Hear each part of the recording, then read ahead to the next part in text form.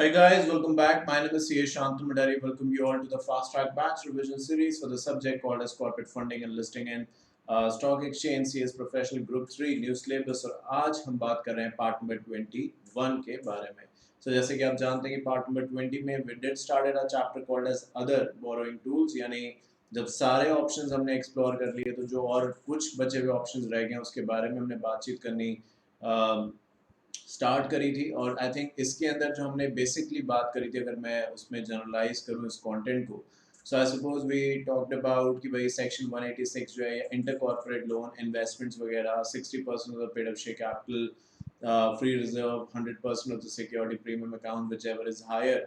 सो उस बेसिस पे हमने कहा था कि इन्वेस्टमेंट किया जा सकता है और इससे ज़्यादा अगर इन्वेस्टमेंट करना है so we have to pass a special resolution, obviously that has to be passed by the members of the company in a duly convened general meeting।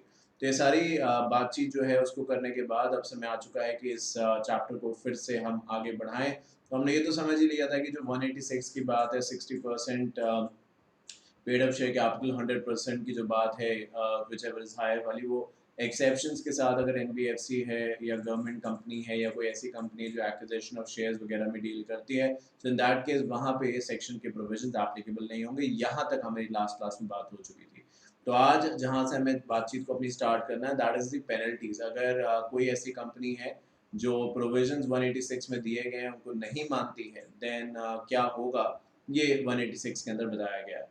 तो दो तरीके से इसको डिवाइड किया गया है। एक पेनल्टी वो है जो कंपनी पे लगेगी, और अगर जो ऑफिसर्स हैं उनकी भी गलती पाई जाती है तो उनको भी अलग से पेनलाइज किया जाएगा।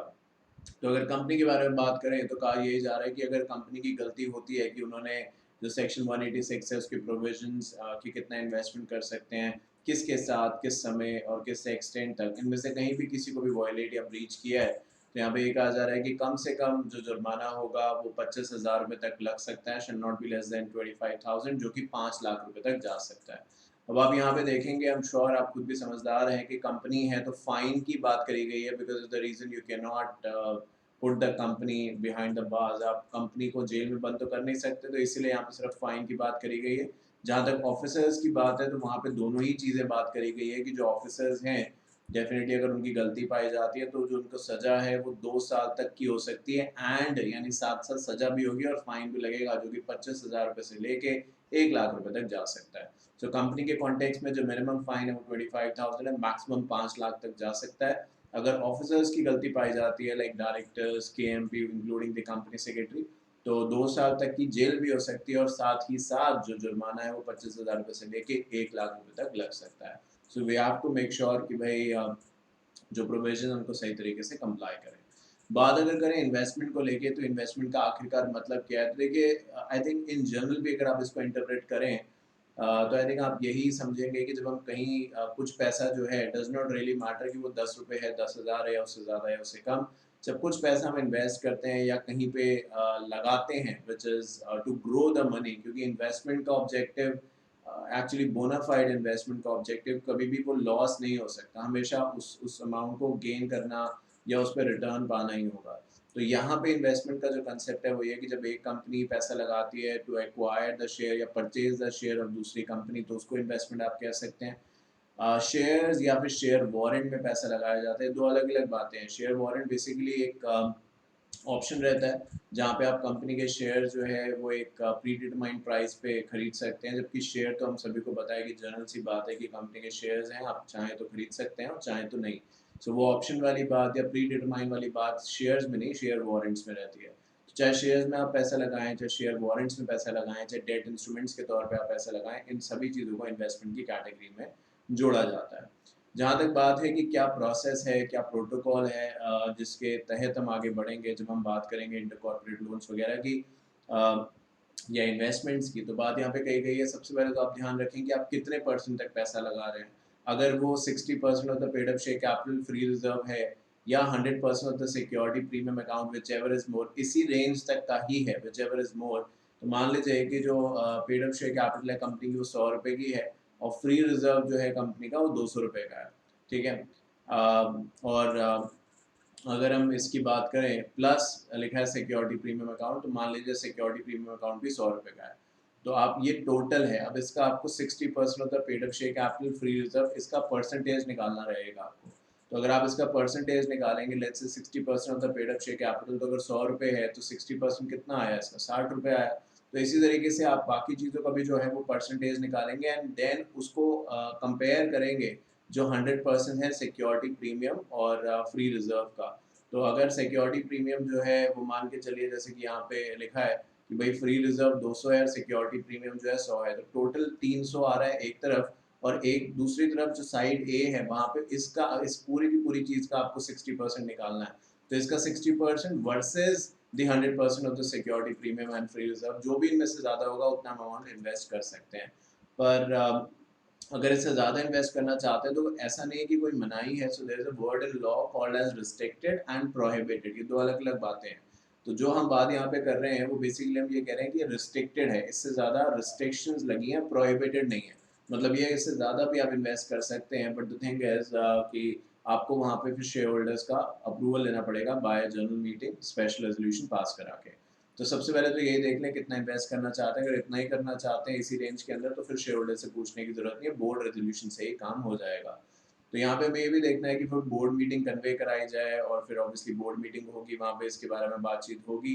और जब तक बोर्ड फाइनली अप्रूव नहीं कर देता किसी भी चीज़ को, तो वो डेफिनेटली लोन या गारंटी दी नहीं जा सकती।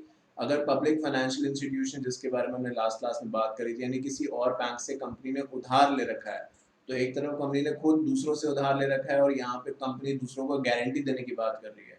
तो अगर कंपनी के पास वही वाली बात जो लास्ट क्लास में कही थी कि कंपनी अगर इतना ही फाइनेंशियली स्टेबल है तो बैंक से क्यों उधार लिया हुआ, बैंक का पैसा वापस कर दे। पर अगर कंपनी बैंक से जो टर्म लोन लिया है, जो भी अमाउंट लिया है, वो सबसिस्ट करना चाहती है, उसको आउटस्टैंडिंग रखना चाहती है और आगे खुद भी किसी और को लोन देना चाहती है, तो the company has to take the approval from the bank और द फाइनेंशियल इंस्टीट्यूशन। ये बात यहाँ पे कही गई है। और जैसे कि मैंने आपसे कहा, अगर आप इस लेवल के बियॉन्ड जाते हैं, जो ऊपर थ्रेशोल्ड बताया गया 60% का या 100% विच एवर इज हायर का, तो आपको फिर जनरल मीटिंग करवानी पड़ेगी, या यूँ कह दीजिए एक शेयर होल्डर्स मीटिंग में स्पेशल रेजोल्यूशन के जरिए पास कराना पड़ेगा कि शेयर होल्डर्स अग्री करते हैं कि इससे ज़्यादा अमाउंट इन्वेस्ट करा जाए।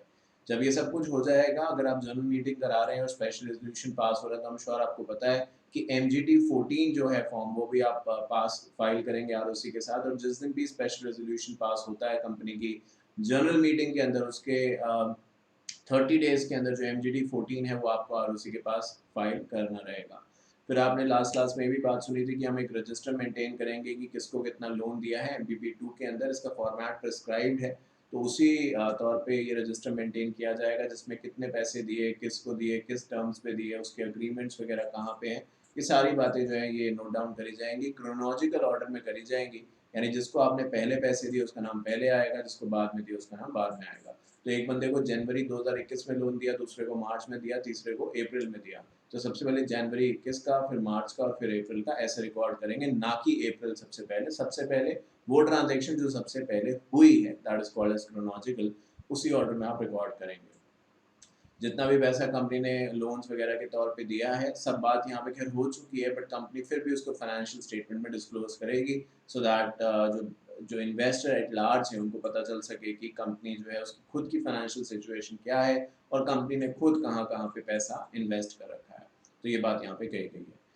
बात करते हैं दूसरे ऑप्शंस की। तो ये हमारी बात हो गई इन्वेस्टमेंट्स को लेके, गारंटी को लेके। अब हम इससे बाहर निकल रहे हैं, एक दूसरे टॉपिक में एंटर कर रहे हैं, that is called as commercial papers. तो देखिए, कमर्शियल पेपर एक ऐसा रास्ता है जो कि शॉर्ट टर्म लिक्विडिटी को सॉल्व कर सकता है। तो कमर्शियल पेपर्स बेसिकली वो कॉर्पोरेट्स या वो बैंक्स वगैरह फाइनेंशियल इंस्टीट्यूशन इशू कर सकते हैं जिनकी जो क्रेडिट रेटिंग है या स्टैंडिंग है, रेपुटेशन है मार्केट के अंदर, वो अच्छी है, काफ़ी अच्छी है।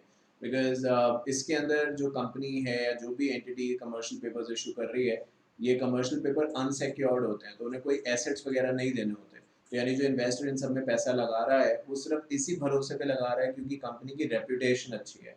तो विच मीन्स ये भी आप कह सकते हैं कि अगर कंपनी ने कल डिफॉल्ट कर दिया पैसे देने में, कमर्शियल पेपर्स जो भी पैसा लगाया उसको रिडीम करने में, वापस देने में, तो वो इन्वेस्टर खास कुछ कर नहीं सकता, कोर्ट कचहरी के चक्कर ही काटने पड़ेंगे, उसके पास कोई एसेट्स एज सच नहीं है जिसको बेच के वो पैसे की रिकवरी कर सके। तो ये बात जो है वो यहाँ पे कही गई है। एंड द अदर थिंग जो आपको समझने की यहाँ पे ज़रूरत है वो ये कि कमर्शियल पेपर्स जो है वो जनरली डिस्काउंट्स पे इशू किए जाते हैं और रिडीम फेस वैल्यू पे किए जाते हैं।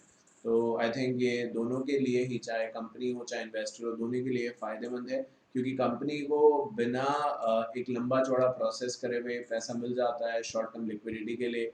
And the good thing is कि अनसिक्योर्ड है, तो कंपनी के ऊपर कोई, मैं ये नहीं कहता कंपनी डिफ़ॉल्ट करेगी, बट उसको कोई टेंशन नहीं है इस बात की कि अगर डिफ़ॉल्ट हुआ तो क्या होगा क्या नहीं होगा, क्योंकि कुछ हो ही नहीं सकता, कुछ एसेट्स कंपनी ने इन्वेस्टर्स को दिए ही नहीं है। तो ये कुछ कंपनी के फ़ायदे हैं। अगर इन्वेस्टर की तौर पे बात करी जाए तो इन्वेस्टर को एक अच्छा रिटर्न मिलता है और एक रेप्यूटेड कंपनी में पैसा लगाने का मौका मिलता है, तो आई थिंक उनके लिए ये फ़ायदा है। यहाँ पे हम ये भी पढ़ेंगे जो मिनिमम अमाउंट है कमर्शियल पेपर का वो 5 लाख रुपए, उससे कम इन्वेस्टमेंट किया नहीं जा सकता। तो कौन सी कंपनी कमर्शियल पेपर्स ले सकती हैं? हर कंपनी कमर्शियल पेपर्स एक्सेप्ट नहीं कर सकती, तो कौन सी कर सकती है कौन सी नहीं, उसकी क्या कंडीशन है, ये अब हम देखेंगे। तो कमर्शियल पेपर्स के बारे में एक जनरल बात मैंने आपको बता दी कि ये शॉर्ट टर्म लिक्विडिटी के लिए यूज़ हो सकते हैं। अगर आप इनसे सोचें कि काफ़ी सारा पैसा आप इकट्ठा कर लें, like you do in the case of the IPO, FPO, private placement, तो वो ये काम नहीं कर सकते। सो ये उस तरीके के नहीं है कि आपकी इतनी सारी नीड्स को फुलफिल कर सकें, बट जो शॉर्ट टर्म लिक्विडिटी की नीड्स है, अगर आपको इन्वेंट्री के लिए पैसा चाहिए, अकाउंट्स वगैरह क्लियर थोड़े बहुत किसी के करने हैं, उसके लिए पैसा चाहिए, तो ये एक अच्छा ऑप्शन उस पर्सपेक्टिव के लिए बन सकता है। But if you think about long range funding, तो ये ऑप्शन उस पर्सपेक्टिव के लिए नहीं है। तो ये बात यहाँ पे कही गई है। तो कहते हैं कि commercial paper is an unsecured, ये बात मैं आपको कह चुका हूँ, money market instrument issued in the form of the promissory note. CP as a privately placed instrument was introduced in India in 1990s with a view to enable highly rated, तो क्या लिखा है, highly rated corporate borrowers to diversify their source of short term borrowings। तो I think इस बात को यहीं से जस्टिफाई किया जा सकता है कि ये सिर्फ और सिर्फ कुछ ही कॉर्पोरेट्स के लिए है जिनकी क्रेडिट रेटिंग बहुत अच्छी है, वो हम अभी नीचे बात करेंगे। So any and every corporate can not issue commercial papers, because आप खुद भी देखिए ना, इसके अंदर कोई सिक्योरिटी नहीं है। तो मैं कहता हूँ कंपनी कितनी भी अच्छी हो, क्या रिलायंस, टाटा, एयरटेल या जो और कंपनी का नाम आप लेना चाहें ले सकते हैं, क्या उन्होंने ज़िंदगी में कभी डिफ़ॉल्ट नहीं किया? ऐसा है क्या? The answer is no. Default तो हर कंपनी प्लस माइनस थोड़ा बहुत तो होता ही होता है। बट जो हमें सोचने की ज़रूरत है वो यही है कि कहीं न कहीं कैसे हम चीज़ों को और बेहतर बना सकते हैं और डिफ़ॉल्ट्स को कम से कम कर सकते हैं, ये यहाँ पे कहा गया है। तो यहाँ पे जो कंपनी कमर्शियल पेपर्स इश्यू कर सकती है उसके बारे में बात करी गई है कि वो जो कंपनी जिसको आप कह रहे हैं रेप्यूटेड होनी चाहिए, उसका जो नेटवर्थ है वो कम से कम जो है वो 4 करोड़ रुपए का होना चाहिए। कम से कम बात करी गई है, लिखा गया है not less than, which means at least 4 crore होना चाहिए। जो कंपनी है उसके पास वर्किंग कैपिटल की लिमिट्स होनी चाहिए, जो कंपनी है उसके अकाउंट्स किसी भी बैंक में डिफ़ॉल्ट नहीं मार्क होने चाहिए, स्टैंडर्ड मार्क होने चाहिए। क्योंकि क्या होता है, जैसे कि आपने शायद सुना भी होगा, जैसे आरबीआई की एक डिफ़ॉल्टर लिस्ट रहती है, मतलब ये कि वो कंपनीज़ हैं या वो एंटिटीज़ हैं जिन्होंने काफ़ी सारा डिफ़ॉल्ट किया है, क्योंकि छोटे-मोटे डिफ़ॉल्ट करने पे आप आरबीआई के डिफ़ॉल्टर लिस्ट में शामिल नहीं होते हैं। तो ऐसे ही जो कंपनीज़ इस कमर्शियल पेपर्स में आना चाहती हैं, we have to make sure कि भई उनका जो ट्रैक रिकॉर्ड है वो एकदम साफ़ रहे। पता चले वो पहले ही स्ट्रगल कर रहे हैं, उन्होंने दूसरों से पैसा लिया, वो ही नहीं दिया, तो आज जब वो नया ले रहे हैं पैसा और वो भी ऑब्वियसली अनसिक्योर्ड है, तो आप इसी से आइडिया लगा सकते हैं कि फ्यूचर में उनसे क्या एक्सपेक्ट करें। तो इसीलिए सब कुछ सही होना चाहिए to make sure you actually issue the commercial papers. Demerits commercial papers के यही हैं कि जो भी कमर्शियल पेपर्स से आप पैसा रेज करेंगे, जैसे कि मैंने कुछ देर पहले कहा, वो डेफिनेटली लिमिटेड रहेगा। और सबसे बड़ी बात कि ये सबके लिए ऑप्शन अवेलेबल नहीं है। सो आप बार बार इसको पढ़ रहे हैं कि हाईली रेटेड ऑर्गेनाइजेशन, तो आपके दिमाग में ज़रूर ये क्वेश्चन होगा कि सर हाईली रेटेड होता क्या आखिरकार, तो वो अभी मैं आपको बताऊंगा।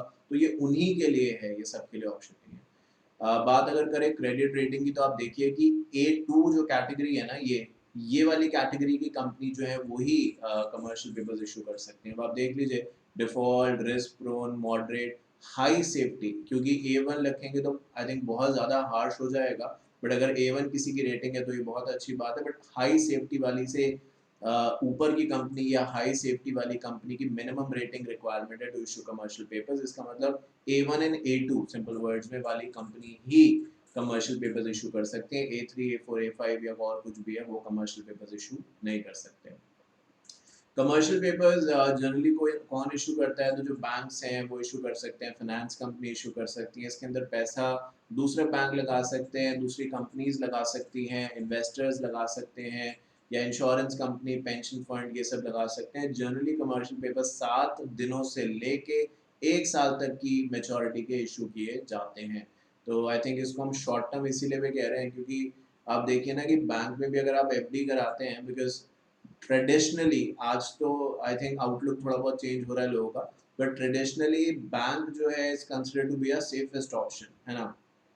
बट बैंक में भी एफडी अगर आप कराते हैं तो साल भर के बाद, सीनियर सिटीजन है तो शायद 1-8% ज़्यादा मिल जाए, पर अगर जनरल बात करें तो आई थिंक कितना 6-7%, अब ये थोड़ा प्लस माइनस हो सकता है, बट प्लस माइनस का मतलब ये नहीं कि ये 9 हो जाएगा या 10 हो जाएगा, पॉइंट्स वाइज फर्क आ सकता है बैंक टू बैंक में।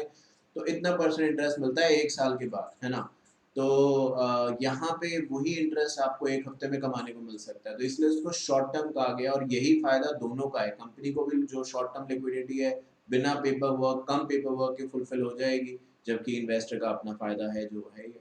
5 लाख रुपए मिनिमम इसका इन्वेस्टमेंट अमाउंट है जो यहाँ पे बात करी गई है। अमाउंट के बारे में अगर बात करें कि कितना जो इशू किया जा सकता है कमर्शियल पेपर्स कितने अमाउंट में, तो कहते हैं एफ आई यानी any financial institution can raise commercial papers. F I मतलब फाइनेंशियल इंस्टीट्यूशन, सी पी मतलब कनॉट प्लेस, दिल्ली में एक जगह है ना कनॉट प्लेस, गए हो कभी, राजीव चौक कनॉट प्लेस।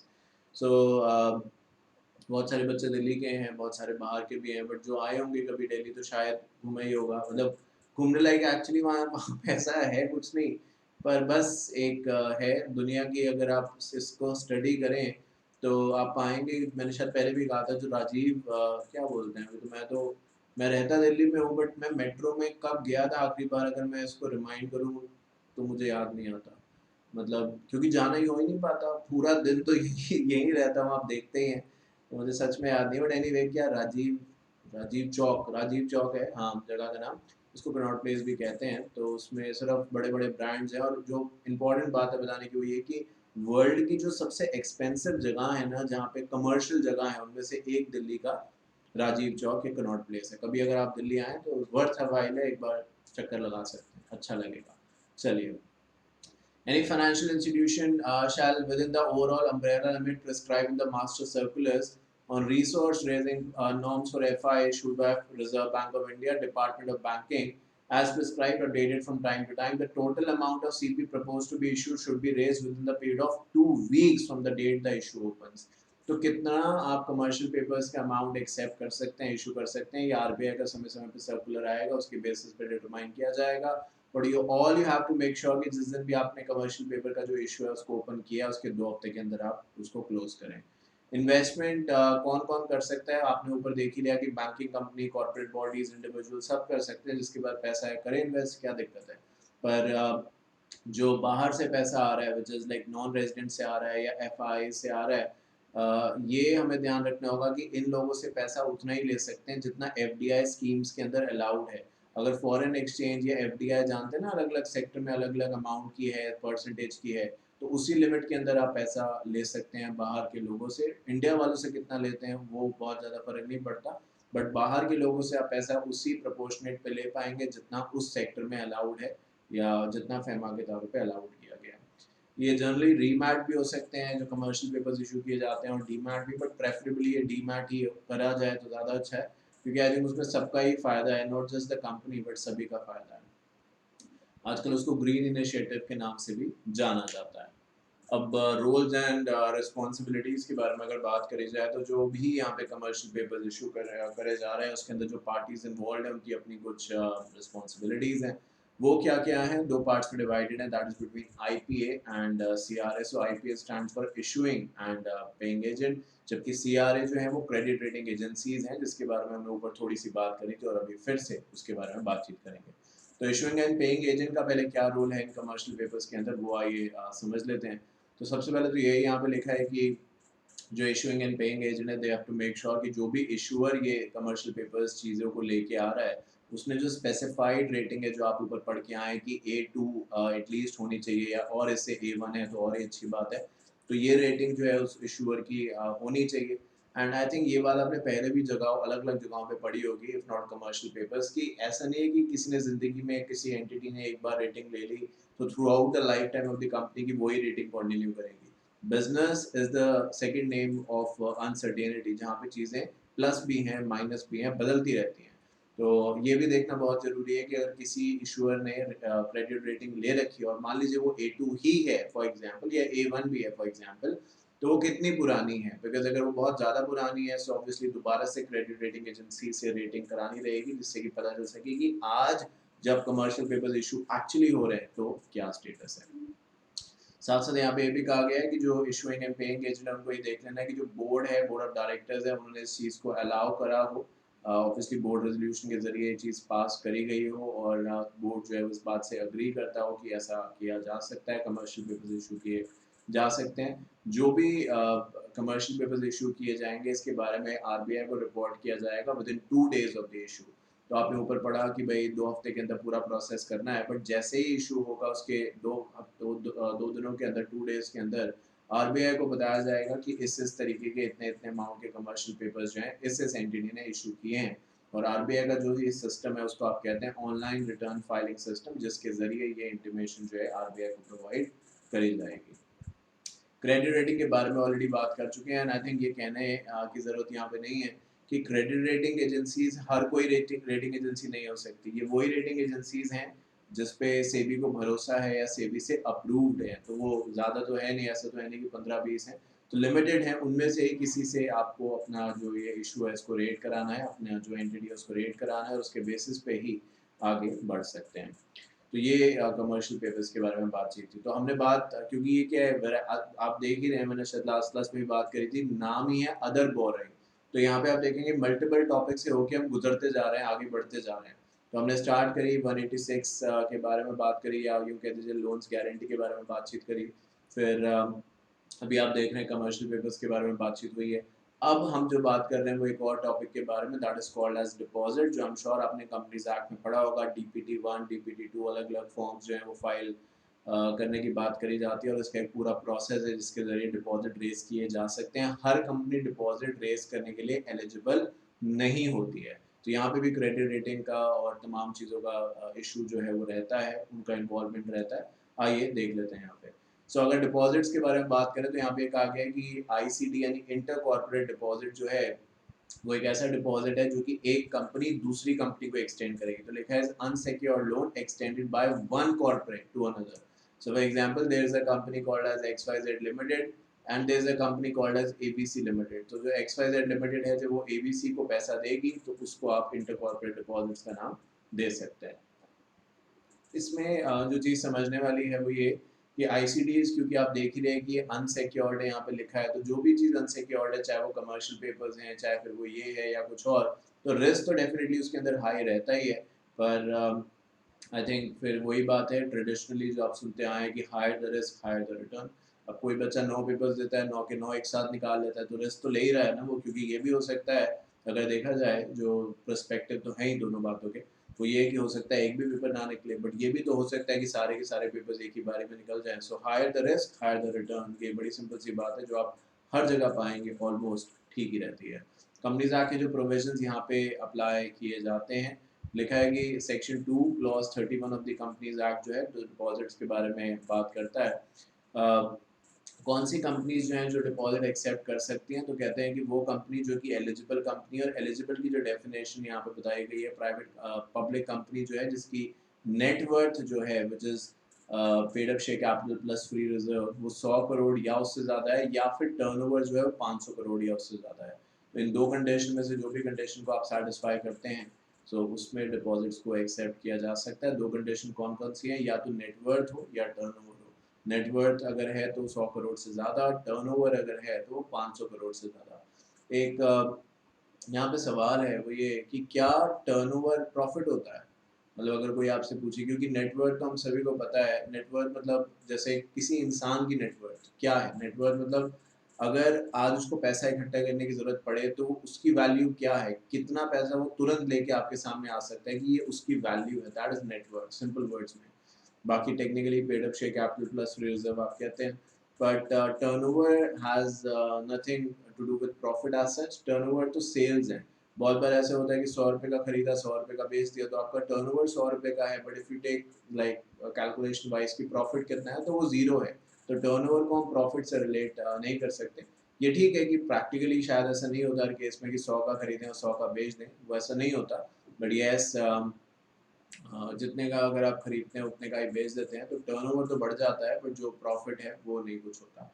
तो यहाँ पे हर वो कंपनी जो नेटवर्थ या टर्नओवर के इस क्राइटेरिया में फॉल करती है वो डेफिनेटली डिपॉजिट्स ले सकती है, but in that case also जो कंपनी है उसको अपने मेंबर से स्पेशल रेजोल्यूशन पास कराना पड़ेगा एंड आरओसी को भी इसके बारे में इंटीमेशन देनी पड़ेगी।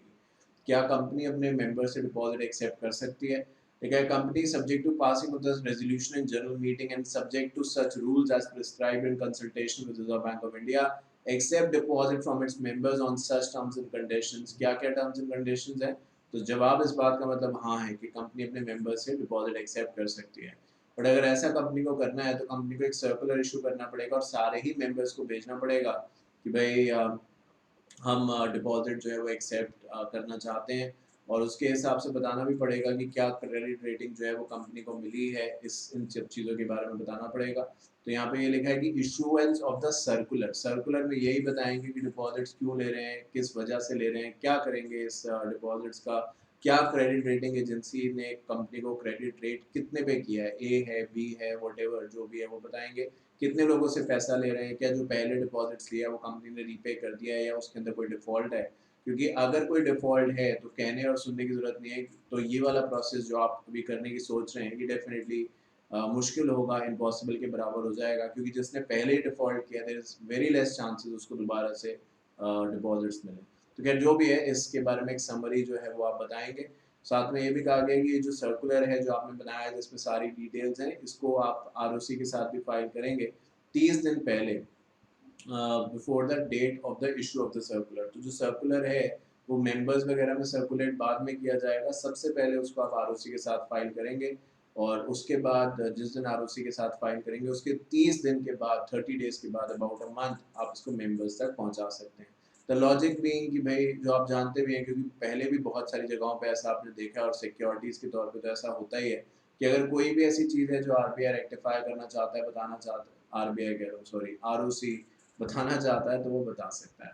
तो उसके साथ यहाँ पे ये भी है कि जो कंपनी है, क्योंकि डिपॉजिट्स एक तरीके से कंपनी डिमांड कर रही है, तो उसको डिपॉजिट्स रीपेमेंट रिजर्व, जैसे कि डिबेंचर रिडम्पशन रिजर्व होता है, कि एकदम से प्रेशर कंपनी पे ना आए, ऐसे ही डिपॉजिट रीपेमेंट रिजर्व जो है वो भी कंपनी को यहाँ पे बताना पड़ेगा। और जो कंपनी है उसको ये डिक्लेरेशन देनी पड़ेगी कि उसने जितने भी डिपॉजिट आज से पहले लिए हैं उसमें किसी में भी डिफॉल्ट नहीं किया है। तो एक फॉर्म रहता है DPT-1 और एक रहता है DPT-2। तो जो DPT-1 है बेसिकली वो एक सर्कुलर है जिसके अंदर पूरा जो आप पढ़ के आ रहे हैं कि आरओसी को बताएंगे या सारे कंसर्न जो मेंबर्स हैं जिनसे डिपॉजिट रेज करने की बात है उनको बताएंगे। तो DPT-1 का जो फॉर्मेट है उसको आप यूज़ कर सकते हैं। इसके लिए एक ट्रस्ट बनाया जाएगा या यूँ कह दीजिए डीड बनाई जाएगी, और उसका जो फॉर्मेट है वो DPT-2 के अंदर जो है वो मेंशन किया गया है। डिपॉजिटर कौन हो सकता है? कोई भी कंपनी का मेंबर हो सकता है, कोई भी और इंसान जो है कंपनी में पैसा लगाना चाहे वो डिपॉजिटर की डेफिनेशन में अपने आप को इंक्लूड कर सकता है। तो अब जो कंसेप्ट हमारे सामने है डिपॉजिट्स को लेके फर्दर, that is called as deposit insurance. तो बेसिकली है ये कि अगर जो कंपनीज डिपॉजिट एक्सेप्ट करती हैं उसको सही समय पे रीपे नहीं करती हैं, तो उस चीज़ को प्रोटेक्ट करने के लिए, उस ब्रीच को प्रोटेक्ट करने के लिए डिपॉजिट इंश्योरेंस का जो कंसेप्ट है वो लाया गया। तो हर वो कंपनी बेसिकली जो डिपॉजिट्स इशू कर रही है, यू कह दीजिए डिपॉजिट एक्सेप्ट कर रही है, चाहे मेंबर से या किसी और थर्ड पार्टी से, they have to make sure कि डिपॉजिट इंश्योरेंस का जो कंसेप्ट है वो इन प्लेस रहे। जिसका मतलब आप खुद ही समझ रहे हैं इंश्योरेंस का, कि अगर कल मिस हैपनिंग हो जाती है, विच मीन्स कि कंपनी ने डिपॉजिट एक्सेप्ट तो किए बट जब वापस देने की बारी आई तो कंपनी पैसा नहीं दे पा रही है, तो इंश्योरेंस कंपनी उस पैसे को देने के लिए लायबल होगी। और अगर कंपनी और इंश्योरेंस कंपनी के बीच में किसी भी तरीके का इशू है तो कंपनी को चाहिए कि कंपनी उसे विद इन 30 डेज जल्दी से जल्दी सॉर्ट आउट करे। आप यहाँ पे जो एक इमेज देख रहे हैं ये मैंने SBI के रिसर्च डिपार्टमेंट से ली है, जैसा आप यहाँ पे देख पा रहे हैं। तो ये आप देख सकते हैं कि डिपॉजिट इंश्योरेंस कवरेज जो है वो कौन सी कंट्री में कितना है। तो आप देखेंगे इस लोवेस्ट ऑब्वियसली इंडिया में है ये, और अगर बात करी जाए हाईएस्ट की तो ऑब्वियसली ऑस्ट्रेलिया में है। तो ये डिपॉजिट इंश्योरेंस की फिगर्स हैं जो आपके सामने हैं। तो इससे एक बात तो साबित होती है कि हमें डेफिनेटली इंश्योरेंस को बढ़ाने की ज़रूरत है। तो यहाँ पे यही कहा गया है कि every eligible company inviting deposit shall enter into agreement for providing deposit insurance at least 30 days before the date of the circular advertisement और 30 days before the date of renewal. तो अगर आप डिपॉजिट्स इससे पहले एक्सेप्ट कर रहे हैं तो ये जाहिर सी बात है कि पहले ये सब कंडीशन मीट आउट हो जानी चाहिए। जैसे कि आप अगर कंपनी की लिस्टिंग कराते हैं शेयर्स की, तो इन प्रिंसिपल अप्रूवल पहले स्टॉक एक्सचेंज से लेके रखते हैं ना, ऐसे थोड़े कि पहले सब कुछ हो गया, लोगों ने पैसे दे दिए, फिर हम डिसाइड कर रहे हैं कि कौन सी स्टॉक एक्सचेंज पे लिस्ट करेंगे। इन प्रिंसिपल अप्रूवल तो यही कहता है कि पहले से अप्रूवल हम लेके रखते हैं मोटा मोटा, जिससे कि कोई दिक्कत ना आए। तो यहाँ में भी ऐसे है कि अगर आप डिपॉजिट्स लोगों से लेने वाले हैं, सो आप पहले इस चीज़ की तैयारी कर लीजिए कि भाई एटलीस्ट 30 डेज पहले कि जो कंपनी है वो इंश्योरेंस वगैरह ले ले उसके बदले। जो भी इंश्योरेंस कंपनी से इंश्योरेंस लिया जा रहा है उसके अंदर स्पेसिफिकली ये कहा जाएगा कि जो डिपॉजिट कंपनी एक्सेप्ट कर रही है, अगर वो नहीं रीपे कर पाती है तो जो इंश्योरेंस कंपनी है वो डेफिनेटली वो सारा अमाउंट रीपे करेगी। और जैसे कि मैंने कहा कि अगर किसी भी तरीके से कोई कन्फ्यूजन होता है between the insurance company and the issuer terms and conditions वगैरह को लेके, तो ये कंपनी की जिम्मेदारी है कि उस चीज़ को जल्दी से जल्दी रेक्टिफाई करे, बट 30 डेज के अंदर मैक्सिमम जो है वो रेक्टिफिकेशन हो जाना चाहिए। क्योंकि बहुत बार कोई प्रोविजन है, कोई टर्म है जिसका मिस इंटरप्रिटेशन है, जो भी है, मतलब एज अ डिपॉजिटर मुझे इस बात से कोई मतलब नहीं है कि कंपनी को क्या कन्फ्यूजन है, इंश्योरेंस कंपनी को क्या कन्फ्यूजन है। और आई सपोज मुझे इंश्योरेंस कंपनी से भी कोई मतलब नहीं होगा जब तक कोई डिफॉल्ट होगा नहीं। अगर कंपनी ने ड्यू डेट पे जो डिपॉजिट्स लिए थे वो वापस कर दिए, तो फिर मुझे कोई लेना देना नहीं इंश्योरेंस कंपनी से। बेसिकली आई सपोज जो लिखा नहीं है, फिर इसका मतलब यही है कि इंश्योरेंस एक तरीके से और ज़्यादा डिपॉजिट्स के मैकेनिज्म को स्ट्रॉन्ग बनाता है from the perspective of the investor. But वही है, किताबों में जो लिखा है और आपने एसबीआई की रिपोर्ट देख ही लिया है कि हम कहाँ हैं। ऑब्वियसली दो पर्सपेक्टिव है इस चीज़ के। एक पहला ये, अगर पॉजिटिव बात देखनी है कि ये कि एटलीस्ट अच्छा ये है कि हम जीरो पे नहीं हैं, हम काफ़ी उससे आगे बढ़ चुके हैं। बट जब हम कंपैरिजन करते हैं, क्योंकि आजकल हम इंटरनेशनल फंडिंग के बारे में बातचीत भी कर रहे हैं, तो इन दैट केस डेफिनेटली हम पीछे हैं, काफ़ी पीछे हैं। तो उसको हमें डेफिनेटली सही करने की ज़रूरत है। जब भी कंपनी डिपॉजिट्स एक्सेप्ट करेगी तो जो कंपनी है उसको पहले डिबेंचर या जो बहुत डिपॉजिट ट्रस्टी है उनको अपॉइंट करना पड़ेगा। इसके लिए मैंने आपको कुछ देर पहले बताया, DPT2 जो है उसका फॉर्मेट दिया गया है, जिस तौर पे कंपनी को डिपॉजिट ट्रस्ट डीड जो है वो एग्जीक्यूट करनी होगी, जिसमें तमाम terms and condition including default etcetera, method और पेमेंट वगैरह सभी कुछ मेंशन किया जाएगा। कंपनी किसी को भी ट्रस्टी अपॉइंट कर सकती है, बस ये तो कंपनी को ध्यान रखना है कि कंपनी ऐसे बंदे को ट्रस्टी नहीं अपॉइंट कर सकती जो कंपनी का KMP है, या कंपनी और उसके बीच में कोई फाइनेंशियल ट्रांजैक्शन है, कोई पैसे लेन देन की बात है, या किसी भी तरीके से वो कंपनी का मैनेजर है, एम्प्लॉय है। तो यानी एक बेसिकली पार्शियलिटी वाली बात नहीं होनी चाहिए, दूर दूर तक कोई रिलेशन नहीं होना चाहिए, उसी को ही ट्रस्टी अपॉइंट किया जा सकता है। फॉर श्योर ये तो एक जनरल बात है, बट किसी को भी अगर आप ट्रस्टी अपॉइंट कर रहे हैं तो उनके जो पहले के क्रेडेंशियल्स हैं, उनका एक्सपीरियंस है, वो भी डेफिनेटली काउंट करेगा, इसमें कोई दो राय नहीं है। चलिए बातचीत अब आगे करते हैं। जो आखिरी टॉपिक है इस चैप्टर का, that is checklist for the secretarial compliance for acceptance of deposits. अगर डिपॉजिट्स जो हम इतना पढ़ के आ चुके हैं उसको हमें एक्सेप्ट करना है और स्टार्टिंग से एंड तक उसके बारे में बातचीत करनी है कि चाहे बोर्ड रेजोल्यूशन है, चाहे MGT14 है, DPT1, DPT2 एक्सेट्रा, तो वो क्या है क्या नहीं वो आपके सामने आइए देख लेते हैं। तो देखिए, जो एक बेसिक चेकलिस्ट है, मैं मानता हूँ कि जो हमने अभी प्रीवियस बात करी है डिपॉजिट्स को लेके, वहाँ पे मोर और लेस हमने इसको पढ़ ही लिया है। पर वहाँ पे क्या है कि अलग अलग पॉइंट्स में थी, अब यहाँ पे उसको सारा का सारा कोलेट करके एक ही साथ रख दिया गया है, तो इसको भी वर्थ है एक बार डिस्कस करना। सबसे पहला जो इम्पोर्टेंट पॉइंट है वो ये है कि पहले बोर्ड इस बात के लिए एग्री करे कि आप डिपॉजिट्स कंपनी जो है वो एक्सेप्ट कर भी सकती है या नहीं। सबसे पहले बोर्ड मीटिंग कन्वे कराई जाएगी। अब कहने के लिए तो आप ये भी कह सकते हैं कि बोर्ड मीटिंग के लिए पहले नोटिस भेजा जाएगा, एजेंडा होगा, उसमें बातचीत रखी जाएगी, फिर मीटिंग होगी। तो ऑब्वियसली जब हम कह रहे हैं बोर्ड मीटिंग होगी तो ऑब्वियसली नोटिस तो पहले भेजा ही जाएगा। तो बोर्ड मीटिंग में इसके बारे में डिस्कशन किया जाएगा। एक बार वहाँ पे जो बात है वो अग्रीड हो जाती है तो शेयर होल्डर से इस बात को लेके अप्रूवल लिया जाएगा, जिसमें स्पेशल रेजोल्यूशन पास कराया जाएगा उस मीटिंग में, और उसकी जो कॉपी है वो ROC के साथ फाइल करी जाएगी in the form MGT14। And साथ साथ आपने ऊपर पढ़ा कि जो DPT1 है, जो सर्कुलर है, उसका ड्राफ्ट बेसिकली ROC के पास भेजा जाएगा 30 दिन पहले। इससे पहले आप अपने डिपॉजिटर्स या so called as prospective depositors को ड्राफ्ट दे सके, जिसमें डिपॉजिट से लेके कितना, कैसे, किस अमाउंट पे और क्या, क्यों, एक्सेट्रा सब बात लिखी जाएगी, इंक्लूडिंग द क्रेडिट रेटिंग। इससे पहले वो सब चीज़ें पब्लिकली डिस्क्लोज हों, आप उसको ROC के साथ फाइल करेंगे। एंड साथ साथ डिपॉजिट ट्रस्टी जो है उनको भी अपॉइंट करेंगे, एक या एक से ज़्यादा। और डिपॉजिट ट्रस्टी के साथ जिस कंटेंट में डिपॉजिट ट्रस्ट डीड बनेगी, वो फॉर्मेट जो है वो DPT2 से लिया जा सकता है। ROC की वेबसाइट से आप उसको डाउनलोड कर सकते हैं। You have to make sure कि जो भी अभी हमने पढ़ा कि डिपॉजिट्स को जब आप इशू कर रहे हैं या डिपॉजिट एक्सेप्ट कर रहे हैं, so you have to make sure कि डिपॉजिट इंश्योरेंस जो है वो ले लिया गया हो, एंड साथ साथ क्रेडिट रेटिंग एजेंसी जो है वो ना ही सिर्फ ली होनी चाहिए बट डेफिनेटली ऐसी होनी चाहिए जिसको ज़्यादा समय ना हुआ हो, बिकॉज अदरवाइज हमें दोबारा से उस रेटिंग को लेना पड़ेगा। जो भी सर्कुलर है वो कंपनी की वेबसाइट पर अपलोड कर दिया जाएगा, जिससे कि जो भी लोग चाहें उसके बारे में और ज़्यादा इन्फॉर्मेशन वहाँ से ले सकते हैं, जिसको नहीं मिला है वो वहाँ पे जाके पढ़ सकता है। और जब भी डिपॉजिट्स एक्सेप्ट कर लिए जाएंगे तो जो डिपॉजिट रिसीट्स है उसको डेफिनेटली इशू कर दिया जाएगा with in a time period of 7 days from the acceptance of the deposits. तो ये जो बातचीत है वो यहाँ पे कही गई है डिपॉजिट्स को लेके। और इसके साथ जो हमारा ये वाला चैप्टर है वो कंप्लीट होता है। तो यानी जब मैं आपसे दोबारा से मिलूंगा पार्ट नंबर 22 में, तो डेफिनेटली एक नया चैप्टर हम स्टार्ट करेंगे, that is called as non convertible redeemable. So non convertible redeemable preferential बातचीत करेंगे, बट नेक्स्ट क्लास में करेंगे। सो उम्मीद करता हूँ आज की बात पार्ट नंबर 21 जो मैंने आपसे अभी अभी डिस्कस किया आपको समझ में आई होगी। अगर आपका फिर भी कोई क्वेश्चन है तो प्लीज़ मुझसे पूछिएगा। Till then take care of yourself, do whatever you want to. और जैसा मैं आपसे बीच बीच में कहता हूँ कि आलस आता है, सभी को आता है, बट उसको अवॉइड करना है। थोड़ा बहुत लिखते रहेंगे तो आप एक्टिव फील करेंगे, और ड्यूरिंग द रिविजन जब आप एक्चुअली अपना रिविजन करेंगे तो यही जो चीज़ें आपको बहुत काम आएंगी, और आपको उस समय अपने आप को बहुत अच्छा लगेगा कि मैंने ये सब नोट्स बनाए हैं। तो थोड़ा बहुत लिखते रहिए जो बातें बीच में मैं कहता हूँ, so that during your revision आप उसको और अच्छे तरीके से कर सकें। Thank you so much for watching. And till the time I see you next, do take care of yourself, do whatever you want to. For CS Executive, CS Professional, widest module coverage, all subjects available, guarantee of covering all amendment, fast track batch revision series, Sham Tuntana classes. Thank you so much.